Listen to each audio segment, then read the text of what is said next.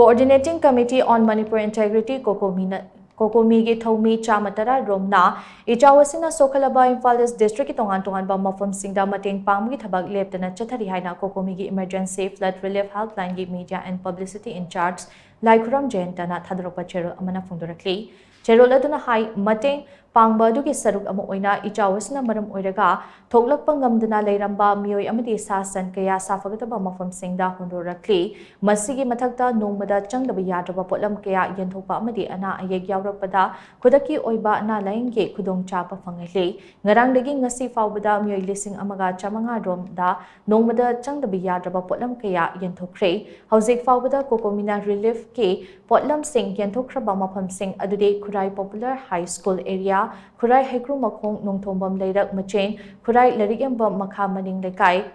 Khurai Kala Vidya Bhavan Relief Camp Amade Akoibagi Mapham Sing Kongba Nongthombam Lekai Kongba Bazar Relief Camp Kongba High School Relief Camp Kongba Khetri Lekai Island Kaya Wangkai Puza Lampak Relief Camp Wangkai Maihobam Lampak Relief Camp Wangkai Yonglan Leirak Relief Camp Pangai Hautal Relief Camp Khurai Sajor Lekai Khurai Laishram Lekai, Khurai Chingamam Lekai Amade, Khurai Konsam Lekai na Chingbane. Amaromda Khurai Sajoy Lekai ge Akoibada Leiba Miyam Gidamal Nomai Lengma Laibungda Free Medical Camp Ama Pangtukna Miyoi Chamatara Rom Lemna Lying Kre Kongba Nongthombam Lekai Deleba Senior Citizens Home Dege Chahi Yamlabi Ahal Tarataret Kongba Bazar ge Relief Camp ta Fibam Chadana Leramba Tengnabadege Cocomi ge Thaurang Makhada da Ahal Sing Adu Kumalampa Youth Hostel da Akanaba Thaurang Toduna Mapamaduda Lainaba Thaurang Tokre Makhatana Tengbang Potlam Sing Yoshinba Ngamdana Leiriba Mapham Singda Cocomi ge Akanaba Relief Team Amana Survey Toduna Report Khongwat Pagi Thabak Su Chathari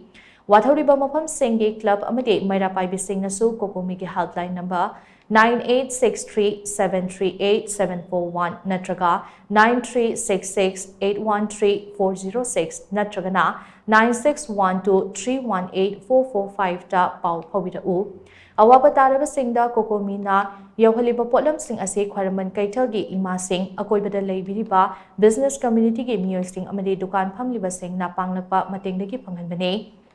Makhatana Wangkai Ayangpali Thongzu Basikong Kiam Gaina Chingba Mapham Singda Potlam Sing Ase Yohanna Bahonari Nakalamaromda Mari Lenaba DC SDO SDC Singge Kuthangda Ichao Sokhallaba Sing Asigi detailed report ama Semduna Miyamda Khanghanba Chungani Nongchuba Lepkiba Numit Nini Sukrabasu Isingi Imai Masak Thokna Hantaba Ngamdana Leiriba Asigi Maram Thidoktuna War Footing da Ising Sing Ase Chithokna ba hotna bidrabade Mahai Marong Pot Chay Kaya Patha Pumtharakpana Maram Oiraga Laina Tina Ka Hena Sandurapa Yabagi Akibalere Relief Camta Leitaba Masagi Marimatagi Yumda Jangzafam Lauduna Leiriba Sing Yauna Field Survey Amatoduna Matik Java Compensation Piduna Rehabilitate Tohana Bagi Taurang Paikat Patangai Fadi Hainasu Cocomina Lengata Takshilatli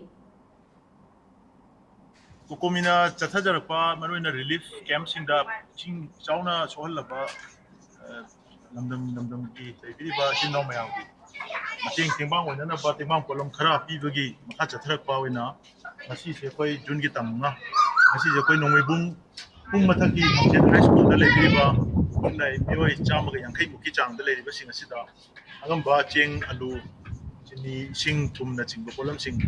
when a session of Balachavani Duga Makatana Masi Sinabulu Matung the Sing Kankakandamu medical came mama